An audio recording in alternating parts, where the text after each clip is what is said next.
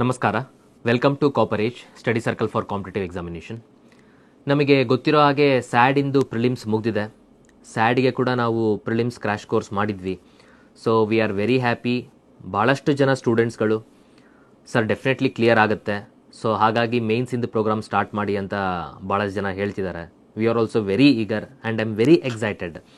Especially ಸ್ಯಾಡಿಂದ mains programme start ಮಾಡೋದಕ್ಕೆ KS ಮೇನ್ಸಿಗೆ ಕಂಪೇರ್ ಮಾಡಿದ್ರೆ ಕೂಡ ನಾನು ಇದಕ್ಕೆ ವೆರಿ ಎಕ್ಸೈಟೆಡ್ ಇದ್ದೀನಿ. ಯಾಕಂದರೆ ಏನು ಸಿಲೆಬಸ್ನ ಇದೆಯಲ್ಲ, it is not pin point defined. ಯಾವುದರಲ್ಲಿ? ಸ್ಯಾಡ್, ಮೇನ್ಸ್, GS ಅಲ್ಲಿ ಓಪನ್ ಎಂಡೆಡ್ ಕೊಟ್ಟಿದ್ದಾರೆ.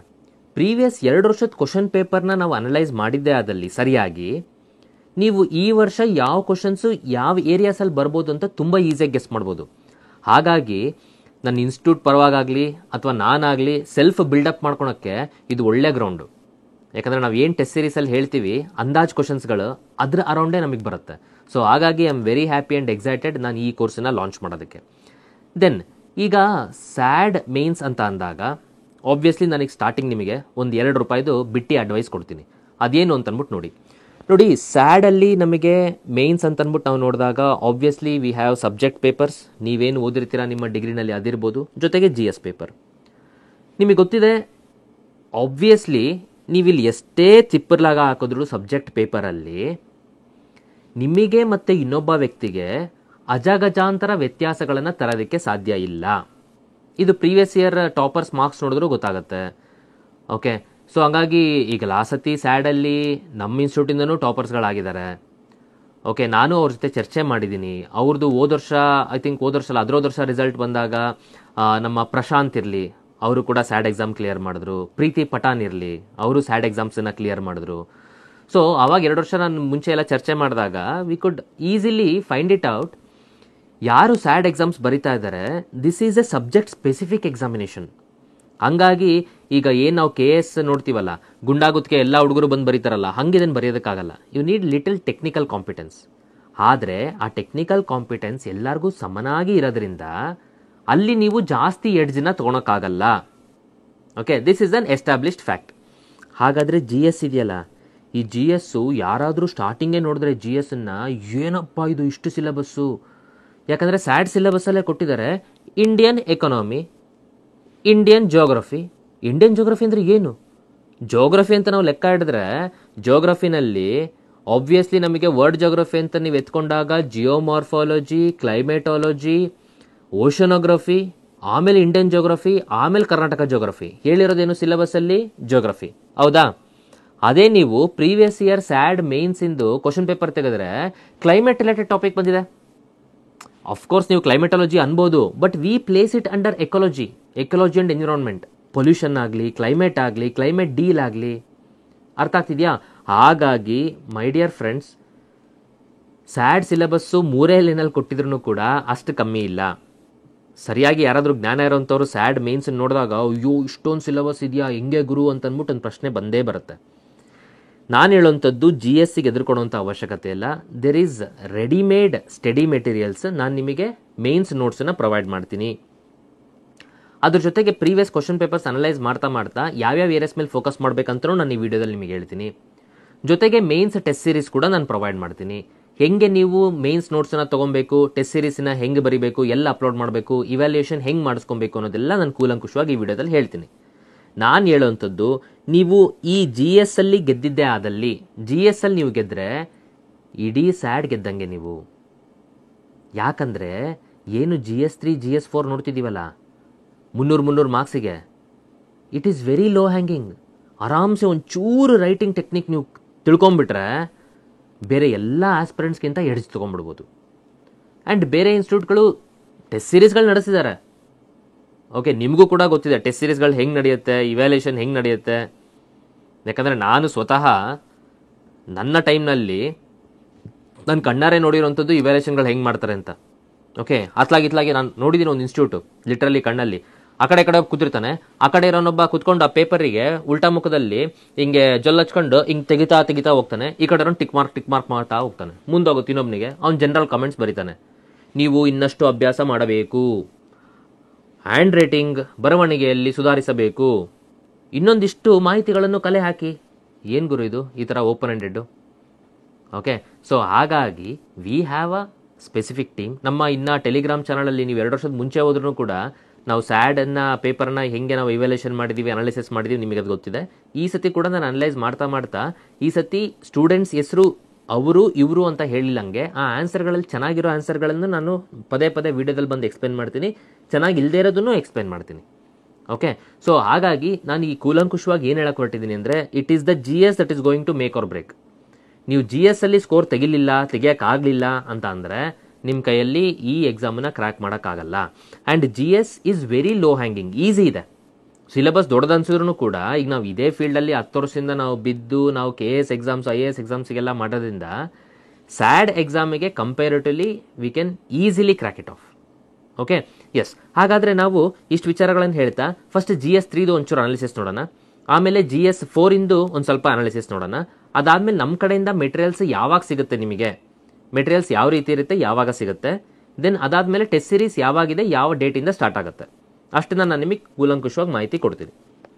ಈಗ GS 3 ನೋಡಿದ್ರೆ ನೋಡಿ, ಪ್ರೀವಿಯಸ್ 2 ವರ್ಷದ ನಾವು ನೋಡೋಣ, 2017 2020 ಇದ್ರದ್ದು ನಾವು ನೋಡೋಣ ಹೆಂಗಿದೆ ಅಂತ. ನೋಡಿ ಸೆಕ್ಷನ್, ನಾನು ಇದನ್ನು ನೀಟಾಗಿ ಡಿವೈಡ್ ಮಾಡಿದ್ದೀನಿ. ಸೆಕ್ಷನ್ 1, ಸೆಕ್ಷನ್ 2, ಸೆಕ್ಷನ್ 3 ಸಿಲೆಬಸ್ ಪ್ರಕಾರ. ಸೆಕ್ಷನ್ 1 ಅಂತ ನಾವು ತಗೊಂಡಾಗ ನೋಡಿ, ಸೆಕ್ಷನ್ 1ಅಲ್ಲಿ 120, 195, 2017ನಲ್ಲಿ 120, 2020ನಲ್ಲಿ 195 ಮಾರ್ಕ್ಸ್ವರೆಗೂ ನಮಗೆ ಬಂದಿದೆ. ಅದೇ ಸೆಕ್ಷನ್ 2 ಅಂತ ನೀವು ನೋಡಿದ್ರೆ 120, 60 ಭಾಳ ವೇರಿಯೇಷನ್ ಇದೆ, ಇಲ್ಲೂ ಭಾಳ ವೇರಿಯೇಷನ್ ಇದೆ. ಓಕೆ, ಆಮೇಲೆ ಸೆಕ್ಷನ್ 3 ಅಂದಾಜು ನಮಗೆ ಸೇಮೇ ಇದೆ, ಆಲ್ಮೋಸ್ಟ್ ಸೇಮೇ ಇದೆ, ಒಂದು ಕ್ವಶನ್ ಹತ್ಲಾಗಿತ್ಲಾಗೆ.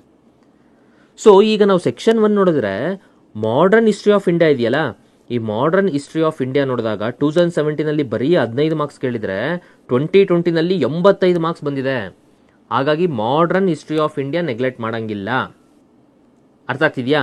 ಯಾಕಂತಂದರೆ ನಿಮಗೆ this is one of the most important. ನನ್ನ ಪ್ರಕಾರ ಈ ಸತಿ ಕೂಡ ಮಾಡರ್ನ್ ಇಂಡಿಯನ್ ಹಿಸ್ಟ್ರಿಗೆ ಒತ್ತನ್ನು ಕೊಡ್ತಾರೆ. ಯಾಕಂದರೆ ಅದಕ್ಕಿಂತ ಮುಂಚೆ ಏನು ಮಾಡಿದ್ರು, ನೀವು ಪ್ರೀವಿಯಸ್ಲಿ ನೋಡ್ರಿ, history of Karnataka 60 marks, next 60 ಮಾರ್ಕ್ಸೇ ಕೇಳಿದ್ದಾರೆ. ಕಲ್ಚರ್ ಆಫ್ ಕರ್ನಾಟಕ 30, ಅರೌಂಡ್ 50 ಇದು ಸೇಮು. ಇಂಡಿಯನ್ ಕಲ್ಚರ್ ಅಂತೂ ಅಷ್ಟು ಇಂಪಾರ್ಟೆನ್ಸ್ ಕೊಟ್ಟೇ ಇಲ್ಲ. ಅರ್ಥ ಆಗ್ತಿದೆಯಾ? ಸೊ ಹಾಗಾಗಿ Indian culture, that is art and culture ಇಂಡಿಯಾದೇನಿದೆಯಲ್ಲ, ಅದನ್ನೊಂಚೂರು ನೀವು ನೆಗ್ಲೆಕ್ಟ್ ಮಾಡ್ಬೋದು. ಆದರೆ ತುಂಬ ನೆಗ್ಲೆಕ್ಟ್ ಮಾಡೋಂಗಿಲ್ಲ. ಯಾಕೆ ಗೊತ್ತಾ, ಇಂಡಿಯನ್ ಕಲ್ಚರಲ್ಲಿ ಏನು ವಿಚಾರಗಳು, ಆಮೇಲೆ ಏನು ವೊಕ್ಯಾಬ್ಯುಲರಿ, ಆಮೇಲೆ ಡಯಾಗ್ರಾಮ್ಸ್ ಏನು ಕಲಿತೀರಲ್ಲ, ಸೇಮ್ ಟು ಸೇಮ್ ಅದನ್ನು ಕಲ್ಚರ್ ಆಫ್ ಕರ್ನಾಟಕದಲ್ಲಿ ಬಳಸ್ಕೊಂತೀವಿ ನಾವು. ಓಕೆ, ಆ ಕಾರಣದಿಂದ ನಾನು ಹೇಳುವಂಥದ್ದು history of Karnataka, Indian history, then ಇವೆರಡಕ್ಕೂ ಸೇರಿ ಕಾಮನ್ ಕೆಲವು ಕಲ್ಚರಲ್ ಆಸ್ಪೆಕ್ಟ್ಸ್ ಆ್ಯಂಡ್ ಟರ್ಮ್ಸನ್ನು ನೀವು ನೋಡ್ಕೊಂಡ್ಬಿಟ್ರಿ ಅಂತಂದರೆ ಇಟ್ ಈಸ್ ವೆರಿ ಈಸಿ. ಹಾಗಾಗಿ ಈ ಒಂದೇ ಸಬ್ಜೆಕ್ಟು ನಿಮಗೆ, ಒಂದೇ ಸೆಕ್ಷನ್ನು ಇಷ್ಟು ಅಂಕಗಳನ್ನು ನಿಮಗೆ ಗಳಿಸಿಕೊಡುತ್ತೆ. ಅರ್ಥ ಆಗ್ತಿದೆಯಾ? ಅನಾಲಿಸಿಸ್ ಈ ಥರ ಇದೆ. ಹಾಗಾಗಿ ನಾವು ಈ ಸತಿಗೆ ನಾವು ಮಾತಾಡಂಗಿದ್ರೆ we should give importance to here and importance to here. ಇದೆರಡಕ್ಕೆ ಇಂಪಾರ್ಟೆನ್ಸ್ ಕೊಟ್ಬಿಟ್ಟು ಎಸ್ಪೆಷಲಿ ಮಾಡರ್ನ್ ಹಿಸ್ಟ್ರಿ ಏನಿದೆ, ಮಾಡರ್ನ್ ಹಿಸ್ಟ್ರಿದು ಒಂದು ಕ್ರಿಸ್ಪ್ ಮೆಟೀರಿಯಲ್ ಕೊಡ್ತೀನಿ, ಒಂದು 60 ಪೇಜನ್ನು ಕೊಡ್ತೀನಿ. ಅಷ್ಟೇ ಪೇಜನ್ನು 60 ಪೇಜನ್ನು ನೀವು ಸರಿಯಾಗಿ ಓದ್ಕೊಂಡಿದ್ದೆ ಆದಲ್ಲಿ ಟೆಸ್ಟ್ ಸೀರೀಸ್ ಮೇನ್ಸಲ್ಲಿ ಅಷ್ಟೇ ಇನ್ಫಾರ್ಮೇಷನ್ ಹಿಡ್ಕೊಂಡು ಅವ್ನು ಬೇಕಾದ ಕೇಳಿ ಗುರು ಮಾಡರ್ನ್ ಇಂಡಿಯನ್ ಹಿಸ್ಟ್ರಿ ಹೆಂಗೆ ಆನ್ಸರ್ ಬರೀಬೇಕು ಅನ್ನೋದನ್ನು ನಾನು ಅದ್ರಲ್ಲಿ ಹೇಳ್ಕೊಡ್ತೀನಿ ಟೆಸ್ಟ್ ಸೀರೀಸಲ್ಲಿ. ಅಷ್ಟು ಮಾಡಿದ್ರೆ ನೀವು ಇಲ್ಲಿ ಸೆಕ್ಯೂರ್ ಆಗಿಬಿಡ್ತೀರಾ. ಇದು ಸೆಕ್ಯೂರ್ ಆಯಿತು ಅಂದರೆ ಒಂದಿಷ್ಟು ನನ್ನ ಡೈಮೆನ್ಷನ್ಸ್ ಏನು ಇಲ್ಲಿ ಹೇಳ್ಕೊಟ್ಟಿರ್ತೀನಲ್ಲ ಅವನ್ನೇ ಹೆಚ್ಚು ಕಮ್ಮಿ ತಿರುಗ್ಬಿಟ್ಟು ಇಲ್ಲಿ ಹಿಸ್ಟ್ರಿ ಆಫ್ ಕರ್ನಾಟಕದಲ್ಲಿ ಹಾಕ್ಬೋದು. ಎಕ್ಸಾಂಪಲ್ಗಳು ಮಾತ್ರ.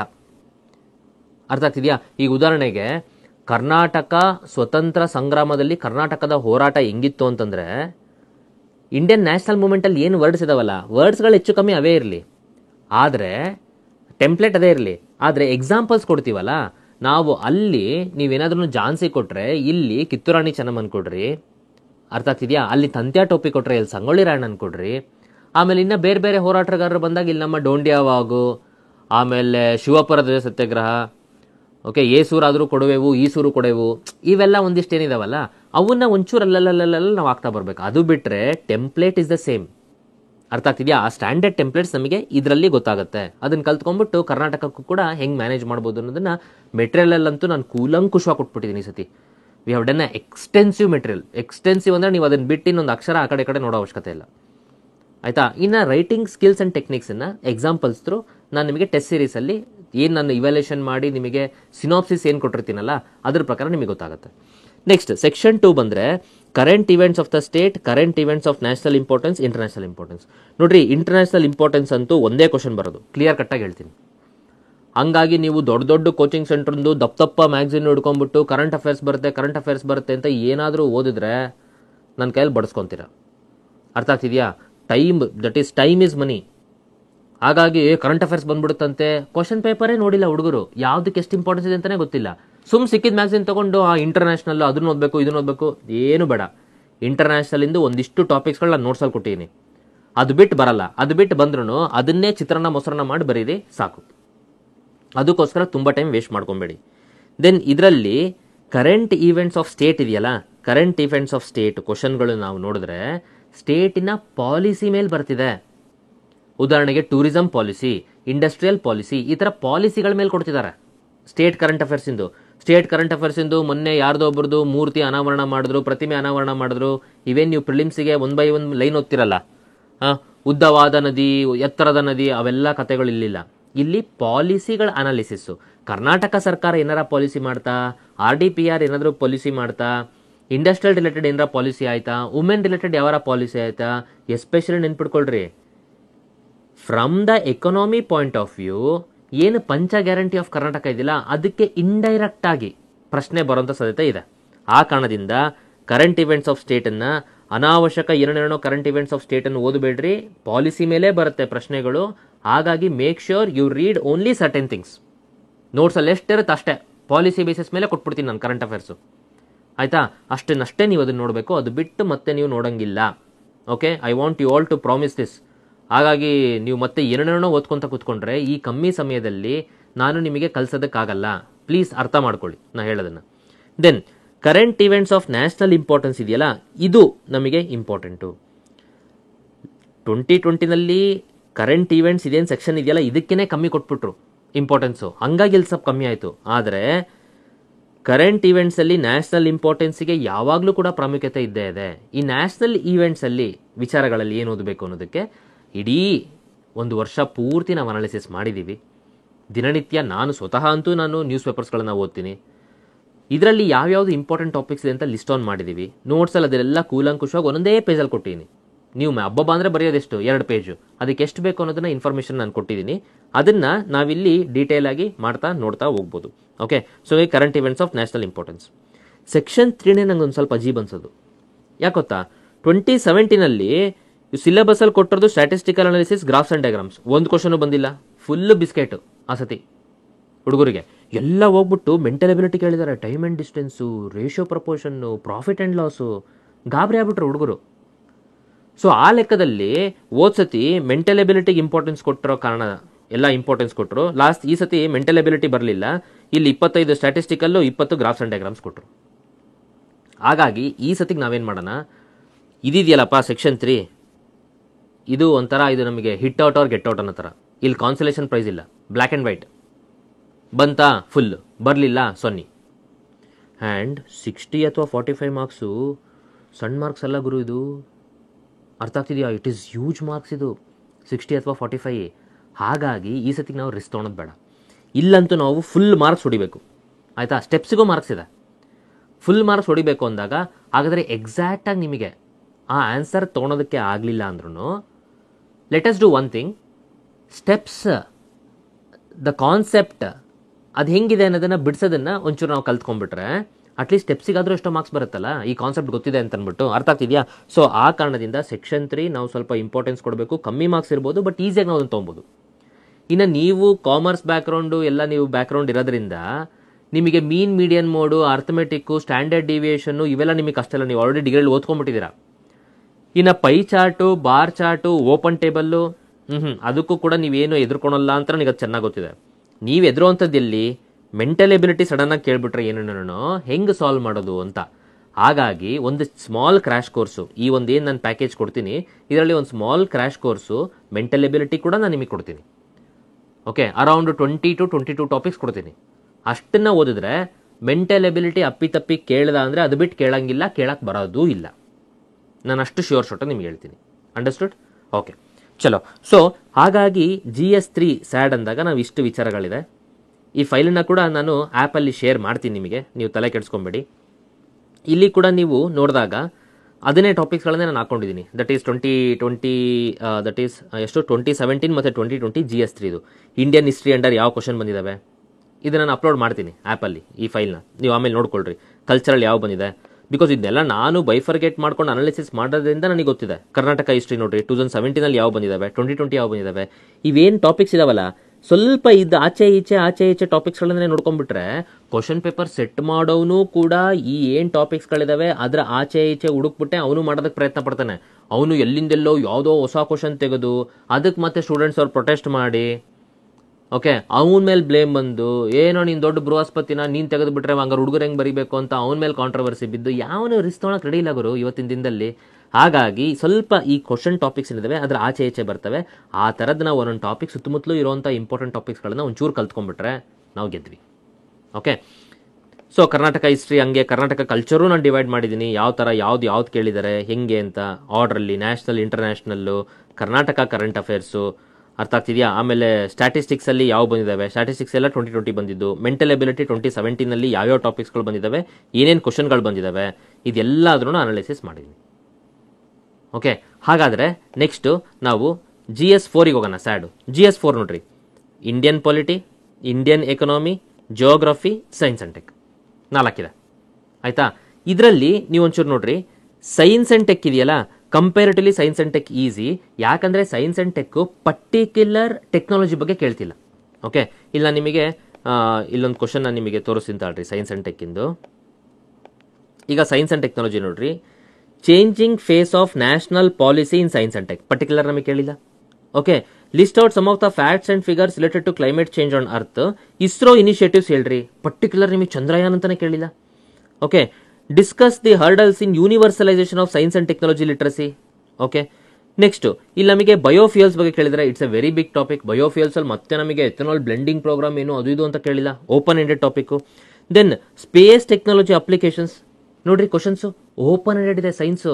ಹಂಗಾಗಿ ನೀವು ಯಾವುದೋ ರಾಕೆಟ್ ಸೈನ್ಸನ್ನ ಹಂಗೆಲ್ಲ ನೀವು ಕಲಿಯುವಂಥ ಅವಶ್ಯಕತೆ ಇಲ್ಲ. ಅರ್ಥ ಆಗ್ತಿದೆಯಾ? ನಾನು ಇದು ಅನಾಲಿಸಿಸ್ ಮಾಡೇ ಈ ವಿಚಾರನ ನಿಮ್ಮ ಹತ್ರ ಮಾತಾಡ್ತಿದ್ದೀನಿ. ನಾನು ಸುಮ್ಮನೆ ನಿಮಗೆ ಬ್ಲೈಂಡಾಗಿ ನಾನು ವಿಚಾರಗಳನ್ನು ಮಾತಾಡ್ತಾ ಇಲ್ಲ. ಓಕೆ, ಸೊ ಹಾಗಾಗಿ ಸೈನ್ಸ್ ಆ್ಯಂಡ್ ಟೆಕ್ ಏನಿದೆ ಇಟ್ ಈಸ್ ಮೋರ್ ಆಫ್ ಬರೀ ನೀವು ಇಂಡೆಕ್ಸ್ನ ಓದ್ಕೊಂಡ್ಬಿಟ್ಟು ಒಂದಿಷ್ಟು ಸೈನ್ಸ್ ಆ್ಯಂಡ್ ಟೆಕ್ನಾಲಜಿ ಆನ್ಸರ್ಸ್ನ ರೈಟಿಂಗ್ ಸ್ಕಿಲ್ನ ನೀವು ಕಲ್ತ್ಕೊಂಡ್ಬಿಟ್ರಿ ಅಂತಂದರೆ ಇಲ್ಲಿ ಐದರ್ ಇಟ್ ಮೇ ಬಿ 45 2017 ಇರ್ಬೋದು, 30 ಮಾರ್ಕ್ಸ್ 2020 ಇರ್ಬೋದು, ಈಸಿಯಾಗಿ ಸಿಕ್ಬಿಡುತ್ತೆ. ನಾ ಎಷ್ಟು ಕೊಡ್ತೀನಿ ಸೈನ್ಸ್ ಆ್ಯಂಡ್ ಟೆಕ್ ಅದು ಬಿಟ್ಟು ಜಾಸ್ತಿ ಓದಂಗಿಲ್ಲ. ಅದು ಬಿಟ್ಟು ಏನಾರ ಬಂತ ಹೆಚ್ಚು ಕಮ್ಮಿ ಹೆಂಗೊಂದು ಅಡ್ಜಸ್ಟ್ಮೆಂಟ್ ಮಾಡಿ ಬರೆಯುವಂಥ ಟೆಕ್ನಾಲಜಿ ಟೆಕ್ನಿಕ್ಕು ನಾನು ಹೇಳ್ಕೊಡ್ತೀನಿ.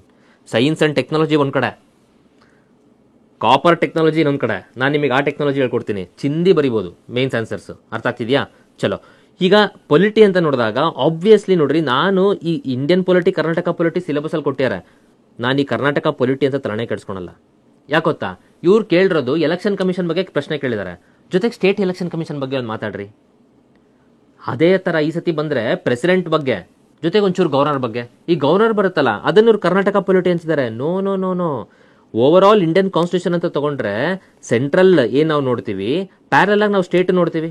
ಇಲ್ಲಿ ಪ್ರೆಸಿಡೆಂಟ್ ಓದಿದ್ರೆ ಇಲ್ಲಿ ಗವರ್ನರ್ ಓದ್ತೀವಿ. ಇಲ್ಲಿ ಇದು ಯಾವುದೋ ಸೆಂಟ್ರಲ್ ಎಲೆಕ್ಷನ್ ಕಮಿಷನ್ ನೋಡಿದ್ರೆ ಸ್ಟೇಟ್ ಎಲೆಕ್ಷನ್ ಕಮಿಷನ್ ನೋಡ್ತೀವಿ. ಸೆಂಟ್ರಲ್ ಇನ್ಫಾರ್ಮೇಷನ್ ಕಮಿಷನ್ಗೆ ಸ್ಟೇಟ್ ಇನ್ಫಾರ್ಮೇಷನ್ ಕಮಿಷನ್ ನೋಡ್ತೀವಿ. ಅರ್ಥ ಆಗ್ತಿದೆಯಾ?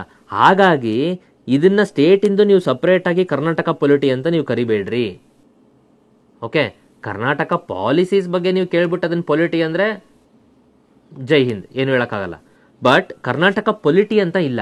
ಹಾಗಾಗಿ ನೀವು ಇಂಡಿಯನ್ ಕಾನ್ಸ್ಟಿಟ್ಯೂಷನ್ನ ಸರಿಯಾಗಿ ನೀವು ಇದರಲ್ಲಿ ತಿಳ್ಕೊಂಡಿದ್ದೆ ಆದಲ್ಲಿ ಇದಂತೂ 90 ಮಾರ್ಕ್ಸ್ ಇರಲಿ 105 ಮಾರ್ಕ್ಸ್ ಆಗಲಿ ಬೆಂಕಿ ತೆಗಿಬೋದು ಆರಾಮಾಗಿ.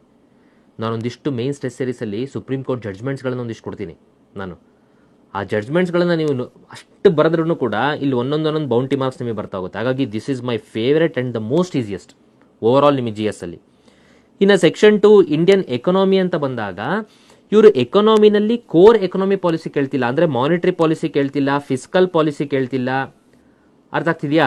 ದ ಇನಿಷಿಯೇಟಿವ್ಸ್ ಆ್ಯಂಡ್ ಪ್ರೋಗ್ರಾಮ್ಸ್ ಕೇಳ್ತಿಲ್ಲ. ಇವರು ಜನರಲ್ ಆಗಿ ಏನು ಕೇಳ್ತಿದ್ದಾರೆ, ಇಂಡಸ್ಟ್ರಿಯಲೈಸೇಷನ್ ಬಗ್ಗೆ ಕೇಳ್ತಿದ್ದಾರೆ, ಎನರ್ಜಿ ಸೆಕ್ಟರ್ ಬಗ್ಗೆ ಕೇಳ್ತಿದ್ದಾರೆ, ಇನ್ಫ್ರಾಸ್ಟ್ರಕ್ಚರ್ ಸೆಕ್ಟರ್ ಬಗ್ಗೆ ಅವ್ರು ಕೇಳ್ತಿದ್ದಾರೆ.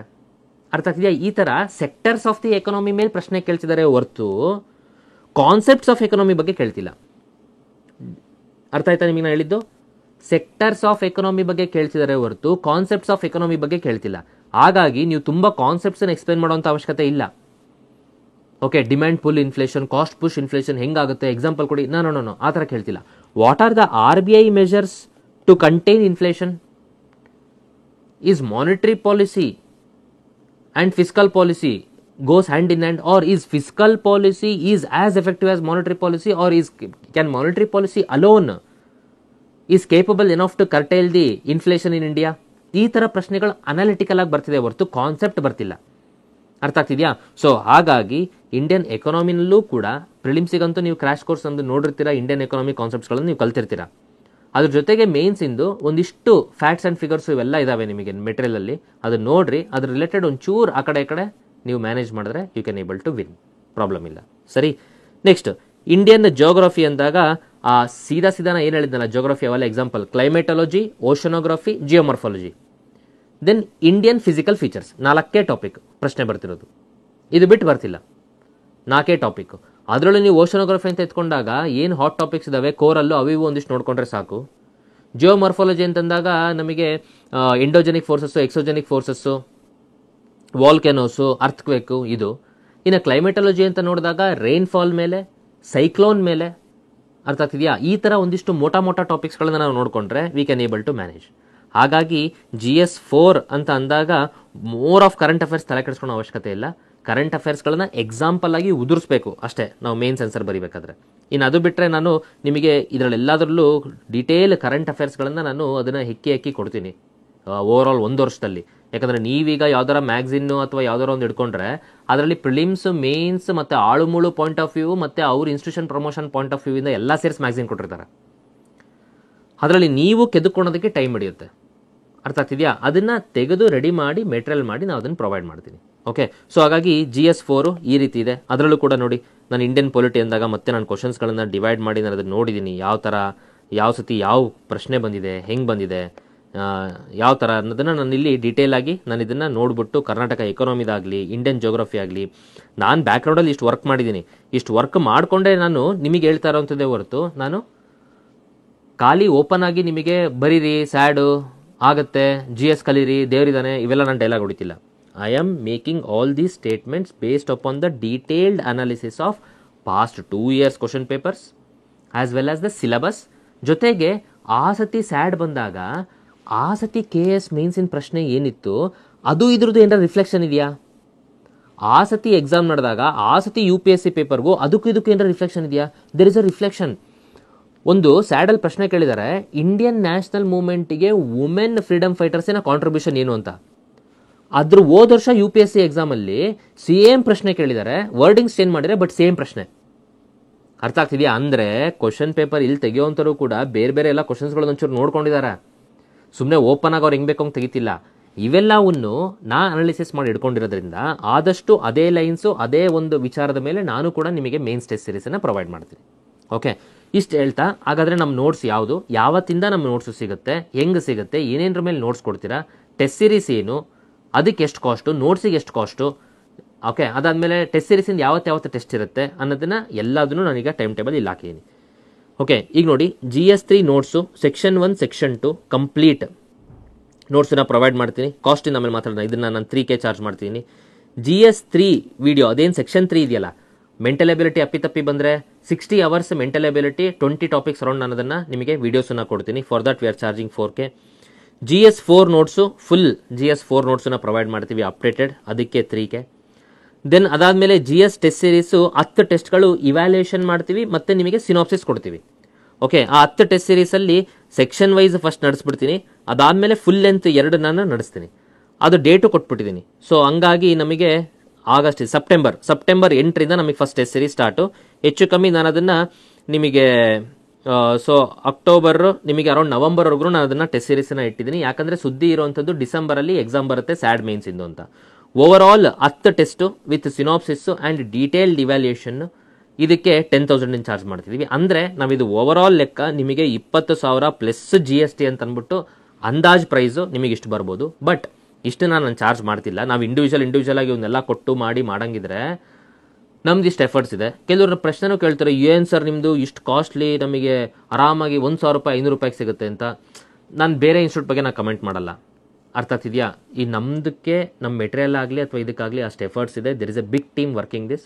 ಸೊ ಹಾಗಾಗಿ ನಾವು ಇದನ್ನು ಇಷ್ಟು ಚಾರ್ಜನ್ನು ಟೆಂಟೇಟಿವ್ ನಾವು ಹೇಳಿದ್ದೀವಿ. ಬಟ್ ಫಾರ್ ಫಸ್ಟ್ 50 ಮೆಂಬರ್ಸಿಗೆ ಇದೇನು ಹೇಳಿದ್ದೀನಿ ಓವರಾಲ್ ಕೋರ್ಸನ್ನು this we are providing it for 12,000ಗೆ end to end packing, courier ಎಲ್ಲ charges of materials, then videos of the mental ability as well as the 10 test series ಅಷ್ಟೂ ನಾವು ಇಲ್ಲಿ 12Kಗೆ ನಾವು ಇದನ್ನು ಪ್ರೊವೈಡ್ ಮಾಡ್ತೀವಿ ಫಾರ್ ಫಸ್ಟ್ 50 ಮೆಂಬರ್ಸ್. ಅದಾದಮೇಲೆ ನೆಕ್ಸ್ಟ್ 50 ಮೆಂಬರ್ಸಿಗೆ ಇದು 12K 12,000 ಇರುವಂತಹ ಇದು ಫಾರ್ ನೆಕ್ಸ್ಟ್ 50 ಮೆಂಬರ್ಸ್ 14,000 ಕೊಡ್ತೀವಿ. ಅದಾದಮೇಲೆ ಪ್ರೈಸು ನಾವೇನೂ ಮಾಡೋಕ್ಕಾಗಲ್ಲ. ಗುರು ನಾವಾದರೂ ಈ ವಿಡಿಯೋಸನ್ನು ನಿಮಗೆ ಕೊಡಬೇಕಾದ್ರೆ ಸಾಫ್ಟ್ವೇರ್ ಕಂಪ್ನಿ ಜೊತೆ ಟೈ ಅಪ್ ಮಾಡ್ಕೊಂಡು ಕೊಡ್ತಿದ್ದೀವಿ. ಹೆಚ್ಚು ಕಮ್ಮಿ ಕಾಸು ಒಂದಿಷ್ಟು ಅವ್ರು ತಿನ್ಕೊತಾರೆ, ಮೆಟೀರಿಯಲ್ಸ್ ಆ್ಯಂಡ್ ಪ್ರಿಂಟ್ ಇವ್ರು ತಿನ್ಕೊತಾರೆ. ಸೊ ಹಂಗಾಗಿ the quality with which we are giving comparatively I feel we are giving it with a better price, with quality compare ಮಾಡಿ. ಹಾಗಾಗಿ ಫಾರ್ ಫಸ್ಟ್ 50 ಮೆಂಬರ್ಸ್ ನೀವು ವೆಯ್ಟ್ ಮಾಡಬೇಡಿ, ಹರಿ ಅಪ್. ನೀವು ಐದರ್ ಈ ನಮ್ಮ ನಂಬರ್ಗೆ ನೀವು ಕಾಲ್ ಮಾಡಿ, ನಮ್ಮ ಆ್ಯಪಲ್ಲಿ ಅವ್ರು ಹೇಳ್ತಾರೆ ಹೆಂಗೆ ಆ್ಯಪನ್ನು ಡೌನ್ಲೋಡ್ ಮಾಡ್ಕೊಂಡು ಹೆಂಗೆ ಹೋಗ್ಬೇಕಂತ. ನೀವು ಆ್ಯಪನ್ನು ಡೌನ್ಲೋಡ್ ಮಾಡಿಕೊಂಡ್ರೆ ಅದರಲ್ಲಿ SAD 2024 ಮೇನ್ಸ್ ಅಂತ ಅಂದ್ಬಿಟ್ಟು ನಿಮಗೆ ಕೋರ್ಸ್ ಸಿಗುತ್ತೆ. ನೀವು ಆ್ಯಪ್ ಡೌನ್ಲೋಡ್ ಮಾಡ್ಕೊಳ್ಳಿ, ಕೆಳಗಡೆ ಕೋರ್ಸನ್ನು ಒತ್ತಿ ನಿಮಗೆ ಅಲ್ಲಿ ಸಿಕ್ಬಿಡುತ್ತೆ. ನೀವು ಅದನ್ನು ನೀವು ಸಬ್ಸ್ಕ್ರೈಬ್ ಮಾಡ್ಕೊಂಡ್ರಿ ಅಂತಂದರೆ ನಿಮಗೆ ಅಲ್ಲಿ ಈ ಮೆಟೀರಿಯಲ್ ಸಿಗುತ್ತೆ. ಹರಿ ಅಪ್, ಟೈಮ್ ಕಮ್ಮಿ ಇದೆ, ಜನನು ಫಾಸ್ಟಾಗಿ ಎಷ್ಟೊಂದು ಕಾಲ್ಸ್ ನಮಗೆ ಬರ್ತಿದೆ. ಹಾಗಾಗಿ 12Kಯಲ್ಲಿ we are going to provide all these things. ಅಷ್ಟನ್ನು ನಾವು ನಿಮಗೆ 12Kಯಲ್ಲಿ ಪ್ರೊವೈಡ್ ಮಾಡ್ತೀವಿ. Includes notes, mental ability videos, that is aptitude mental ability topics, as well as 10 test series with evaluation as well as synopsis. ಇಷ್ಟನ್ನು ನಾವು provide ಮಾಡ್ತೀವಿ. Okay, so ಹಾಗಾಗಿ all the very best. ಇದಕ್ಕೆ ಕಂಪೇರಿಟಿವ್ಲಿ ಕಾಂಪಿಟೇಷನ್ ಕಮ್ಮಿ ಇದೆ. ಸ್ಯಾಡಿಗೆ KS exam ಬರೆದು ಹೊಡೆದಾಡಿ group A officer ಆಗೋದಕ್ಕಿಂತ ಸ್ಯಾಡಲ್ಲಿ ಆರಾಮಾಗಿ minimum ಓದ್ಕೊಂಡ್ಬಿಟ್ಟು ತಣ್ಣಗೆ ನೀವು ಗ್ರೂಪ್ ಎ ಆಫೀಸರ್ಸ್ ಆಗ್ಬೋದು. Efforts hockey. GS is low hanging fruits. ಹಾಗಾಗಿ GSಗೆ ನೀವು ಗಮನ ಹರಿಸೋದನ್ನು ಕಮ್ಮಿ ಮಾಡಬೇಡಿ. ಇಷ್ಟು ಹೇಳ್ತಾ ನಿಮಗೆ ನೆಕ್ಸ್ಟ್ ಬರುವಂಥ ಎಕ್ಸಾಮ್ಸಿಗೆ all the best. Happy studying. ಆದಷ್ಟು ಪ್ರಾಕ್ಟೀಸ್ ಮಾಡಿ. ರೈಟಿಂಗನ್ನು ನೀವು ಪೆನ್ನು ಪೇಪರ್ ಟಚಲ್ಲಿ ಹಿಡ್ಕೊಂಡೆ ಮೇನ್ಸನ್ನು ಪ್ರಿಪೇರ್ ಮಾಡಬೇಕು, ಅದನ್ನು ನೀವು ಮಾಡಿ. Thank you. ಜೈ ಹಿಂದ್.